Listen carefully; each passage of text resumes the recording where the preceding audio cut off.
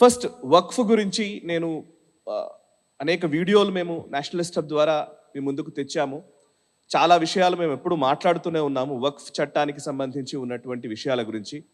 అయితే మోదీ గారు 2014లో అధికారంలోకి వచ్చిన తర్వాత, మోదీ గారు ప్రధాని అయిన తర్వాత అనేక సంస్కరణలు జరిగాయి.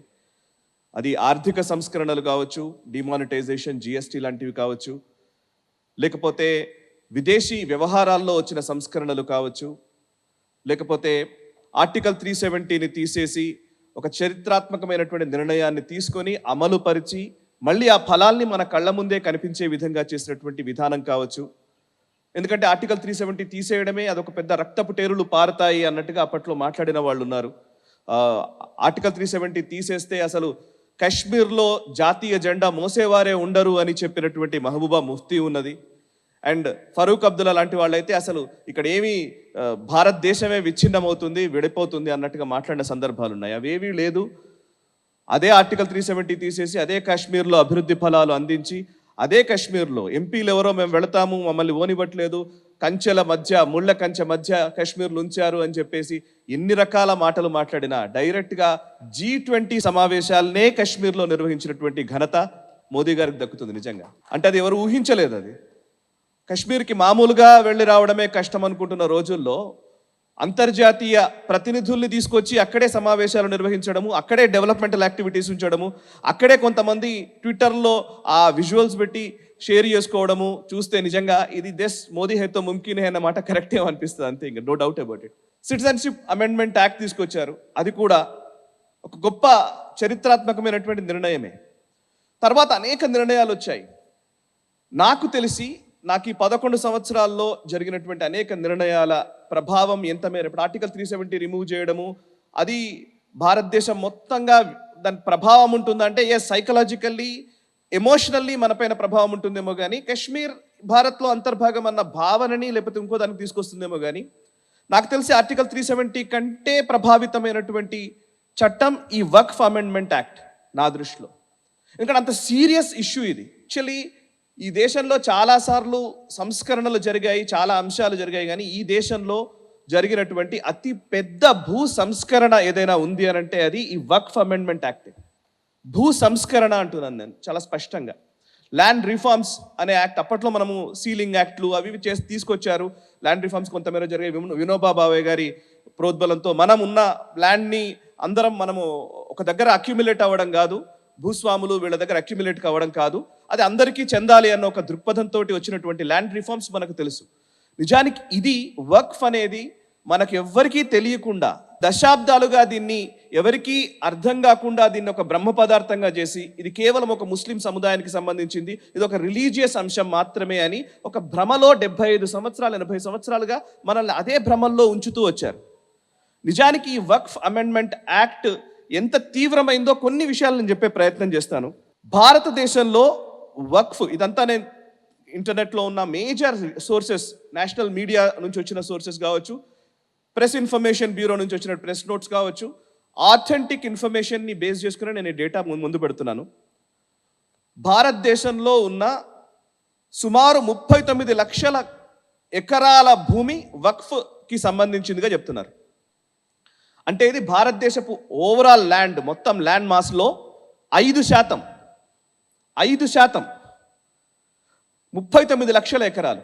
అమిత్ షా గారు చెప్తున్న లెక్క ఏంటంటే 2013 వరకు వక్ఫ్ అధీనంలో ఉన్న ల్యాండ్ 18 లక్షల ఎకరాలు అనేది 2013 వరకు ఉన్నది నంబర్.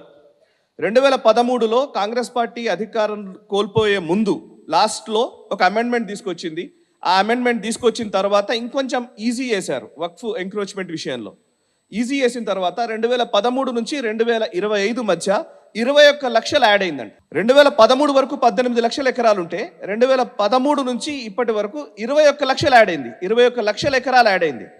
ఓవరాల్గా 39 లక్షల ఎకరాలు భూమి అని అంటే కనుక ఇది, ఇందాక భాస్కర్ గారు యాక్చువల్లీ కొన్ని వార్తాపత్రికల్లో వాటిల్లో ఏమొస్తుందంటే ఆర్మ్డ్ ఫోర్సెస్ దగ్గర ఉన్న ల్యాండ్ కంటే, రైల్వేస్ కంటే ఆ తర్వాత స్థానంలో వక్ఫ్ అంటున్నారు. కాదు, వాటన్నిటికంటే ఎక్కువ ల్యాండ్ ఉంది వక్ఫ్ దగ్గర. వాటన్నిటికంటే ఆర్మ్డ్ ఫోర్సెస్ కంటే ఎక్కువ ల్యాండ్ ఉంది. నీకు నంబర్స్ కూడా ఉన్నాయి. ఆర్మ్డ్ ఫోర్సెస్ దగ్గర 17.99 లక్షల ఎకరాలు ఉంటే, రైల్వేస్ దగ్గర 12.11 లక్షల ఎకరాలు ఉంటే, ఈ రెండు కలిపితే ఎంత మొత్తం అవుతుందో అంతకంటే ఎక్కువ ల్యాండ్ వక్ఫ్ పరిధిలో ఉంది అనేది ఒక లెక్క. ఇది అమిత్ షా గారి స్టేట్మెంట్ నుంచే నేను తీసుకొని మాట్లాడుతున్నా. ఓవరాల్గా ఇండియా ల్యాండ్ 812 లక్షల ఎకరాలు అయితే అందులో 39 లక్షల ఎకరాలు వక్ఫ్ దగ్గర ఉంది. అంటే ఎంత పెద్ద ల్యాండ్ ఎక్కడ ఎవరి చేతిలో ఉంది, ఎక్కడికి పోయింది, ఇదంతా ఏంటి అనేది కనుక దాంట్లో చాలా లెక్కలు ఉన్నాయి. 2013 నుంచి 2025 మధ్య యాడ్ అయిన 21 లక్షల ఎకరాలు మొత్తం 90% డిస్ప్యూటెడ్ ల్యాండ్స్, అన్ని లిటిగేషన్లో ఉన్న ల్యాండ్స్. ఇది నా వక్ఫ్ ప్రాపర్టీ అని ఒకరు క్లెయిమ్ చేసుకున్నారంటే కథం దాన్ని ఇంకెవరు అడగడానికి లేదు, కోర్టులకు కూడా పోవడానికి వీలు లేదు. చట్ట ప్రకారంగానే వీళ్ళు చేసిన చట్టాలన్నీ అంతకుముందు ఉన్నాయని అవే. సో ఒక యూపీలో 2.4 లక్ష మొత్తం ప్రాపర్టీస్ విషయానికి వస్తే, ఇప్పుడు నేను చెప్పింది ఎకరాల లెక్క, ప్రాపర్టీస్ విషయానికి వస్తే 8.8 లక్షల వక్ఫ్ ప్రాపర్టీస్ ఈ దేశంలో ఉన్నాయంట. 8.8 లక్షలు. అందులో సుమారు 73,000 వివాదాల్లోనే ఉన్నాయి, ఓన్లీ వివాదాలు. ఈ మొత్తం దాంట్లో స్టేట్ వైడ్ చూస్తే యూపీలో ఎక్కువగా 2.4 లక్షల ప్రాపర్టీస్ ఉన్నాయి, వెస్ట్ బెంగాల్లో 80,000 ప్రాపర్టీస్ ఉన్నాయి, పంజాబ్లో 75,000 పైచిలుకు, తమిళనాడులో 66,000 పైచిలుకు, కర్ణాటకలో 65,000 పైచిలుకు, తెలంగాణ ఆంధ్ర కలిపితే 102,000 ప్రాపర్టీస్ ఉన్నాయి. భారతదేశంలోనే తెలంగాణ వక్ఫ్ బోర్డు రిచెస్ట్ వక్ఫ్ బోర్డు భారతదేశం మొత్తంలోనే. ప్రతి సంవత్సరం 500 కోట్ల రూపాయల ఆదాయం తెలంగాణ వక్ఫ్ బోర్డుకు వస్తుందని వాళ్ళు ఇచ్చిన నెంబర్సే. సో వక్ఫ్ బోర్డు ఇది కేవలం ఆదాయం మాత్రమే కాదు, అంటే రెంటెడ్ ప్రాపర్టీస్, లీజులు అవి ఇవి వస్తున్నవి. ఇవి కాకుండా అన్యాక్రాంతమైన భూములు, ఎంక్రోచ్ చేసిన భూములు అనేకం. వంశీ అని ఒక పోర్టల్ ఉంది, Waqf assets management system in India అని. దాని ప్రకారంగా చూస్తే 58,898 వక్ఫ్ ప్రాపర్టీస్ ఇల్లీగల్లీ ఆక్యుపైడ్, చట్ట విరుద్ధంగా వాటిని ఆక్యుపై చేసుకున్నవి. సో ఇట్లా చెప్పుకుంటూ పోతే అసలు మామూలు విషయాలు కావు ఇవి. నేను మొన్న జరిగిన పార్లమెంట్లో సుదీర్ఘమైన చర్చ జరిగింది. అందులో అన్ని విషయాలు మాట్లాడారు, కూలంకషంగా చర్చించారు, వాళ్ళు ప్రశ్నలు అడిగారు, వీళ్ళు ప్రశ్నలు అడిగారు. కానీ ఇది ఇంత పెద్ద సీరియస్ విషయమా అని అనిపించే, అంటే యాక్చువల్లీ నాకు తెలిసి ప్రభుత్వ ఉద్దేశం కూడా అదేనేమో. ఇది చాలా పెద్ద ఇష్యూ, దీన్ని ఖచ్చితంగా ఫోకస్లో ఈ దేశంలో తీసుకెళ్ళాలి అనే ఉద్దేశంతో చేసి ఉంటారేమో అని నేను అనుకుంటున్నాను. అంటే ఇదేదో మతానికి సంబంధించిన విషయం, అది వక్ఫ్ అనగానే అదేదో ఇస్లాం మతానికి సంబంధించిన విషయము, వాళ్ళ ప్రాపర్టీది ఏదో మనం ఏదో లాక్కుంటున్నాము, ప్రభుత్వం ఏదో లాక్కుంటోంది, అందులో ఎవరినో పెడుతున్నారు. ఇవన్నీ ఇప్పుడు ఇందాక భాస్కర్ గారు అన్నట్టుగా అన్ని మిత్స్, అన్ని రకరకాల అపోహల్ని, ఆరోపణల్ని మన ముందుంచే ప్రయత్నం చేస్తున్నారు. కానీ నిజానికి ఇది భారత ప్రభుత్వం చేసినటువంటి అతి పెద్ద సంస్కరణ. అది కూడా చట్టపరంగా ఆ వక్ఫ్ బోర్డు నడపడానికి ఒక మార్గం సుగమం చేసే ప్రక్రియ. ఇందులో వాళ్ళకి ఇదేదో ముస్లింకి సంబంధించిన ముస్లింలను ఏదో ల్యాండ్ గుంజుకుంటున్నట్టు కాదు, ఇంకోటి కానే కాదు. అసలు నిజానికి వక్ఫ్ స్టార్ట్ అయింది ఎప్పుడో సంవత్సరాల క్రితం ముస్లిం పాలకులు వచ్చిన టైంలో ఒక 2 విలేజెస్ని ఇచ్చిన సందర్భంలో జరిగిన విషయం. మీకు కొన్ని విషయాలు చెప్తాను నేను. వంశీ పోర్టల్ ప్రకారం ఇందాక చెప్పాను నేను, 58,898 వక్ఫ్ ప్రాపర్టీస్ ఆర్ ఇల్లీగల్లీ ఆక్యుపైడ్. అందులో కొన్ని క్లెయిమ్స్ చెప్తాను నేను. బీహార్లోని గోవింద్పూర్ అనే ఒక గ్రామం పూర్తిగా వక్ఫ్ బోర్డు కంట్రోల్లో ఉంది, మాది అని చెప్పి వక్ఫ్ బోర్డు క్లెయిమ్ చేసింది. ఒక గ్రామమే మాదని చెప్పేశారు, క్లెయిమ్ చేశారు. ఇప్పుడు అది లీగల్ డిస్ప్యూట్ కోర్టులోకి వెళ్ళింది. రెండోది, కేరళలో సుమారు 600 క్రిస్టియన్ ఫ్యామిలీస్ వాళ్లకు యాన్సిస్ట్రల్ ప్రాపర్టీస్, వాళ్ళ వారసత్వంగా వస్తున్నటువంటి భూములన్నీ కూడా వక్ఫ్ క్లెయిమ్ చేసింది, ఇది మాది అని. వాళ్ళు అక్కడ నిరసనలు తెలుపుతున్నారు. మునంబం ఏరియాలో అది పెద్ద ఇష్యూ. క్యాథలిక్ లేదా చర్చికి సంబంధించినటువంటి వాళ్ళందరూ కూడా ఈ వక్ఫ్ యాక్ట్ బిల్ రావాలి, ఇది పాస్ కావాలని వాళ్ళు అనేక రోజులుగా నిరసనలు తెలుపుతూ ఉన్నారు క్రిస్టియన్స్. ఇంకొక వైపు సూరత్లో, గుజరాత్కి సంబంధించిన Surat municipal corporation headquarters బిల్డింగే వక్ఫ్ అని క్లెయిమ్ చేశారంట. అది government land actually. Municipal corporation బిల్డింగ్ని కూడా వీళ్ళు క్లెయిమ్ చేశారు. బేట్ ద్వారకాలో ఎకరాల భూముల్ని ఇది మాది అని చెప్పారు. ద్వారకా అనేది ఎవరికో తెలుసు కదా, ద్వారకా ఎక్కడ, ఎవరి పవిత్ర స్థలం అనేది తెలుసు కదా గుజరాత్లో.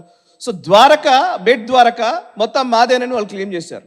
అంటే ఇందులో ఏంటంటే వక్ఫ్ క్లెయిమ్ చేసింది అని అంటే ఇంకెవరు అడగడానికి వీల్లేదు, గవర్నమెంట్ కూడా ఇంటర్వ్యూన్ చేయడానికి వీల్లేదు. సెక్షన్ 40 చెప్తున్నది అది. ఇప్పుడు ఈ అమెండ్మెంట్ ద్వారా సెక్షన్ 40 పూర్తిగా తీశారు.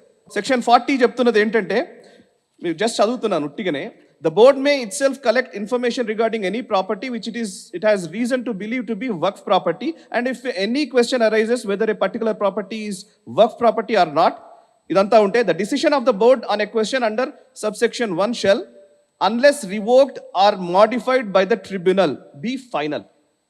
వక్ఫ్ ట్రిబ్యునల్ ఒకటి ఫైనల్ అన్నది అని అంటే అదే ఫైనల్, ఇంకా కోర్టుకు వెళ్ళడానికి కూడా లేదు. అండ్ క్లెయిమ్ చూడండి మీరు ఇక్కడ, it has reason to believe, ఒకవేళ నమ్మితే. నిజానికి మన చట్టాలు ఏవి కూడా నమ్మకాన్ని ఆధారం చేసుకుని ఉండవు, ఆధారాల సహితంగానే ఉంటాయి. కానీ ఈ సెక్షన్ 40 ఏం చెప్తుందంటే, ఇంతకు ముందున్న వక్ఫ్ బిల్లోని సెక్షన్ 40 ఏం చెప్తుందంటే, వక్ఫ్ బోర్డు కనుక ఇది వాళ్ళ ప్రాపర్టీ అని నమ్మితే వాళ్ళు క్లెయిమ్ చేయవచ్చు. వాళ్ళు ఏదో ఎంక్వైరీ చేస్తారు, ఇది మా ప్రాపర్టీ అని చేయొచ్చు. బిలీవ్ టు బి, నమ్మితే. అసలు నమ్మకాన్ని బేస్ చేసుకొని అసలు చట్టమే ఉండదు. ఇది ఎలా చట్టం చేశారో తెలియదు, ఇప్పుడు అదే గొడవ అంతా. సో అట్లాంటి సెక్షన్ 40ని రిమూవ్ చేసింది మోదీ ప్రభుత్వం. ఫర్ దాట్ మనం చప్పట్లు కొట్టాలి. ఇలాగే ఇట్లా ఒక్కొక్కటి కాదు, రెండు కాదు, అసలు ఎన్ని లెక్కలు ఉన్నాయంటే ఇందులో. అసలు వక్ఫ్ ఫామ్ చేయడము, ఇప్పుడు ఎవరన్నా డోనర్ ఎవరన్నా ఇచ్చారు, పలానా వక్ఫ్ వాళ్ళ కోసం అని, వక్ఫ్ బోర్డు కోసం అని ఒక ల్యాండ్ ఇచ్చాము అనుకున్నారు అనుకోండి. వాళ్ళ వారసులు ఎవరు లేరు, వారసులు ఉన్నారు, సరే ఒక అబ్బాయిలే వారసులు అనుకోండి. అనుకుంటే వాళ్ళకి ఆదాయం రావడానికి అవకాశం ఉంది. ఒకవేళ అమ్మాయిలు ఉన్నారనుకోండి, పిల్లలు, అమ్మాయిలకు అసలు అది చెందదు, డైరెక్ట్ అది వక్ఫ్ ప్రాపర్టీ అయిపోతుంది ఆటోమేటిక్గా. సో అమ్మాయిలకు హక్కే ఉండకుండా చేసినటువంటి వక్ఫ్ చట్టాన్ని అమెండ్ చేశారు మోదీ గారు. సో ఈ మహిళల రక్షణ గురించి మాట్లాడేవాళ్ళు, ఉమెన్ ఎంపవర్మెంట్ గురించి మాట్లాడేవారు. కేవలం ఉమెన్ ఎంపవర్మెంట్ భారతదేశంలో హిందువులకు మాత్రమే ఉండాలని కోరుకుంటారు వాళ్ళు, ముస్లింలకు అవసరం లేదు, ఇంకెవరికి అక్కర్లేదు. ఇలా చెప్పుకుంటూ పోతే వక్ఫ్ చట్టానికి సంబంధించి అందులో ఒక క్లాజ్ ఉంది, ఏంటంటే once A Waqf always a వక్ఫ్. ఒక్కసారి వక్ఫ్ అన్నామంటే ఇక ఎప్పటికీ వక్ఫే, ఇంకెవరు దాన్ని ముట్టడానికి కూడా లేదు. ఈవెన్ గవర్నమెంట్ ఇంటర్వ్యూన్ అవ్వడానికి కూడా అవకాశం లేదు. గవర్నమెంట్ ఒకవేళ వచ్చింది, వాళ్ళు ఏమన్నా అడిగారు, మేము తీసుకోవాలి, ఇది గవర్నమెంట్ ల్యాండా కాదా అని అంటే, ఈవెన్ డిస్ప్యూట్స్ కూడా కొన్ని వందల వేల డిస్ప్యూట్స్ గవర్నమెంట్ ల్యాండ్స్ విషయంలో ఉన్నాయి. ఇప్పుడు ఎందుకు అసలు ఈ వక్ఫ్ చట్టం ఈ అమెండ్మెంట్ చేసి ఈ చట్టాన్ని తీసుకొచ్చారు అంటే, there are so many reasons. ఒకటి, అసలు వక్ఫ్ ప్రాపర్టీ మేనేజ్మెంట్ విషయంలోనే పారదర్శకత లేదు. వక్ఫ్ అసలు ఎవరు దీంట్లో ఉంటున్నారు, ఎవరు నడిపిస్తున్నారు, ఎవరు దీన్ని మేనేజ్ చేయాలి, ఎలా మేనేజ్ చేయాలి, దీన్ని ఎంత దూరం అంటే ఈ ల్యాండ్ పలానా ల్యాండ్ ఉంది, ఈ ల్యాండ్ మీద వచ్చే రెవెన్యూ ఏంటి, దీంట్లో ఎంక్రోచ్మెంట్స్ ఏంటి, ఏ విషయంలో కూడా ఒక పారదర్శకత లేదు. సో పారదర్శకత తీసుకొచ్చే ప్రయత్నంలో భాగంగానే ఈ చట్టం తీసుకొచ్చారు. నెంబర్ 2, ఏదైనా సర్వేస్ చేయాలన్నా కానీ, ఇప్పుడు లైక్ మనకు ఎక్కడైనా సరే, మనకు ఊర్లలో తెలుసు, మనకు చాలా వరకు ఏదైనా ల్యాండ్స్ ఇష్యూస్ ఏమన్నా ఉన్నాయనుకోండి, మనం ఏం చేస్తాం మామూలుగా అయితే, ఎవరో గవర్నమెంట్ సర్వేయర్ ఎవరో ఉంటారు, ఆ సర్వేయర్ కొంత డబ్బులు కడితే ఆయన వచ్చి సర్వే చేసి ఎవడి ల్యాండ్ ఏంటి, ఇది నీదా ల్యాండ్ అని చెప్పి ఒక డిమార్కెట్ చేసి క్లియర్ చేసి పోతాడు. సో ఈ సర్వేస్ కూడా వక్ఫ్ బోర్డు పరిధిలోని సర్వేయర్లే చేస్తారు. సో గవర్నమెంట్కి సంబంధం గవర్నమెంట్ అసలు ఏమాత్రం సంబంధం లేకుండా తీసుకొచ్చినటువంటి ప్రక్రియ. సో వీళ్ళు చాలా ఇన్కంప్లీట్ సర్వేస్, అసలు సర్వేసే సరిగ్గా చేయట్లేదు. కొన్ని ఏరియాల్లో వాళ్ళ ఆధారంగానే చేస్తున్నారు. అంటే నిజానికి మాట్లాడితే మనం ప్రభుత్వాన్ని నడుపుతున్నట్టుగా లేదు, ఇది మా ప్రైవేట్ అంశము, ఈ ప్రైవేట్ అంశాన్ని మా ఇష్టం వచ్చినట్టుగా మేము డీల్ చేసుకుంటాం, మీరు రావద్దు, మీరు చూడొద్దు అన్న భావన ఇంతకు ముందున్న చట్టంలో ఉండింది. మీకు ఎవరికి సంబంధం లేదు, అసలు గవర్నమెంట్కి కూడా సంబంధం లేదు.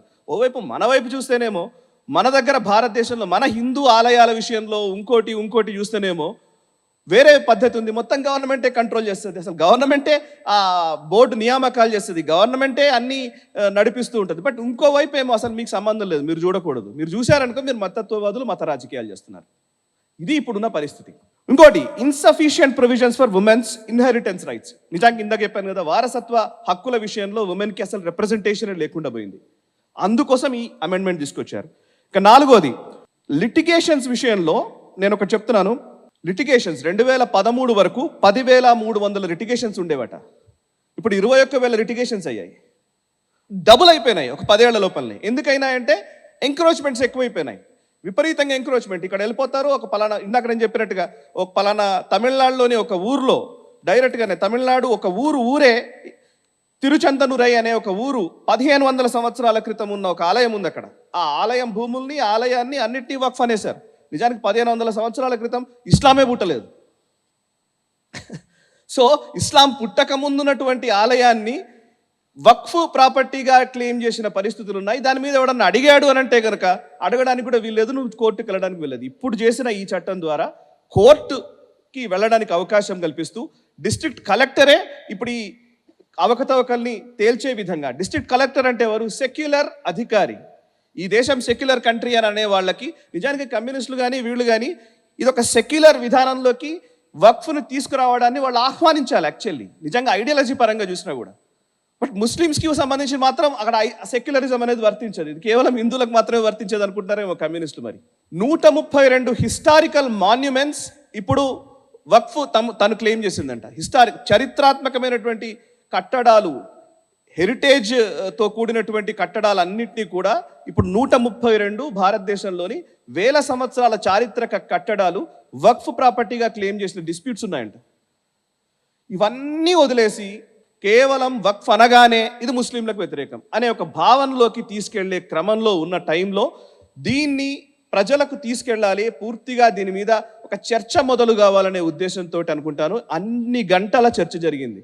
నిజానికి అంత చర్చ అక్కర్లేదు. జేపీసీకి వెళ్ళింది, జేపీసీ నుంచి రాగానే అమెండ్మెంట్స్ తీసుకొని ఐస్ అని చెప్పేసి టకా చేసేసి ఉండవచ్చు. బట్ భారత ప్రధాని నరేంద్ర మోదీ గారు కావచ్చు, లేకపోతే అమిత్ షా గారు కావచ్చు, ఈ చట్టము ఎందుకు ఇంత సీరియస్గా మేము డిస్కస్ చేయాలి, ఎందుకు ఇంత కాన్సెన్సస్తో మనం చేయాలి అనడానికి మేబీ ఇది సీరియస్నెస్ ప్రజల్లోకి పోవడం కోసమే చేశారేమో అని నా అభిప్రాయం. అండ్ కొన్ని అంశాలు ఉన్నాయి ఇక్కడ వీళ్ళకి. ఇప్పుడు నేను ఇప్పటిదాకా మనం బీజేపీ ఏం చేసిందో మాట్లాడడం కానీ నిజానికి కాంగ్రెస్ ఏం చేసింది కొన్ని చెప్తాను నేను. ఒక 3 వరాలు కాంగ్రెస్ ఇచ్చింది వక్ఫ్ పేరిట. అవేంటంటే సెక్షన్స్. ఒకటి సెక్షన్ 40 ఇందాక చెప్పాను నేను. సెక్షన్ 104B అని ఒకటి ఉంది. దాని ప్రకారం ఏంటంటే సెక్షన్ 104B ప్రకారం section 104B mandated that the government return work properties to the board within 6 months when claimed. Section 104 has been entirely omitted to the new amendment. ఇప్పుడు ఎప్పుడైనా కానీ గవర్నమెంట్ ఏదైనా సరే ఒక సెక్షన్ ఏదైనా ఒక ప్రాపర్టీ ఉందనుకోండి, ఆ ప్రాపర్టీని క్లెయిమ్ చేయాలన్నా కానీ వాళ్ళకి కొన్ని అధికారాలు ఉంటాయి. ఈ అధికారాల్ని పూర్తిగా తీసివేసేటువంటి సెక్షన్ ఇది. ఇంకో సెక్షన్ చెప్తాను. 107లో while every citizen and institution in the country had the right to file a recovery lawsuit within 12 years of an encroachment. Limitation act ప్రకారం 1963 లిమిటేషన్ యాక్ట్ ప్రకారం ఎవరైనా సరే మనకు పలానా భూమి నాది అనే క్లెయిమ్ నాకు ఉందనుకోండి, నేను దాన్ని లాసూట్ ఫైల్ చేయడానికి నాకు 12 సంవత్సరాల గడువు ఉంటుంది. ఈ 12 సంవత్సరాల లోపల నువ్వు చేయాలి. నువ్వు 12 సంవత్సరాల లోపల నువ్వు క్లెయిమ్ చేయలేదు అని అంటే అది ఆ ప్రాపర్టీ వాడికే చెందుతుంది అనేది చట్టం చెప్తోంది లిమిటేషన్ యాక్ట్ ప్రకారం. సో ఇన్ని సంవత్సరాల లోపలనే నువ్వు క్లెయిమ్ చేయాలి, లేకపోతే నీ క్లెయిమ్ చేసినారు అది చెల్లదు, ఎందుకంటే ఎప్పుడో వచ్చి నువ్వు చేస్తే ఎలా అని. బట్ వక్ఫ్కి అది వర్తించదు.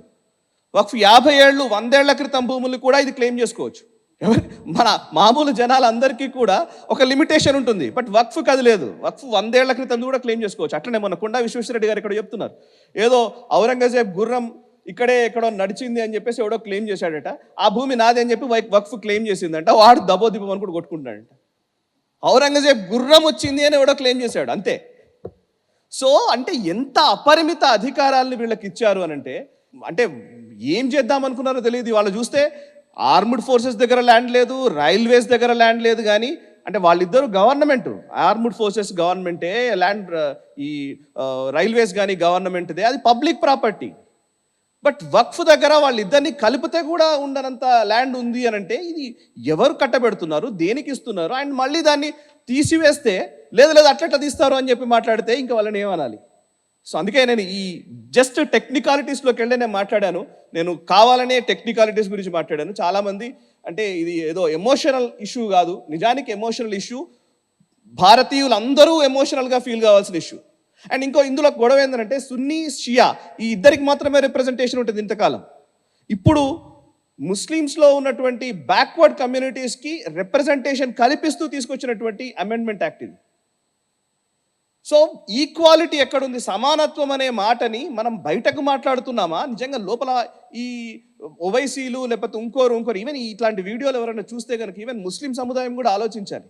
బేసికల్లీ ఇది ఒక ల్యాండ్ రిఫార్మ్ యాక్ట్, ఈ దేశంలో జరిగిన అత్యంత పెద్ద భూ సంస్కరణ ఏదైనా ఉందంటే నాకు ఇదే అనిపిస్తుంది. ఎందుకంటే ఇన్ని లక్షల ఎకరాల భూమి, ఇంతమంది ఇష్టం వచ్చినట్టు క్లెయిమ్ చేసుకుంటున్నట్టు భూమి, ఆలయాల్ని క్లెయిమ్ చేస్తున్నారు, లేకపోతే ఊర్లనే ఇది మాది అని చెప్పే పరిస్థితి.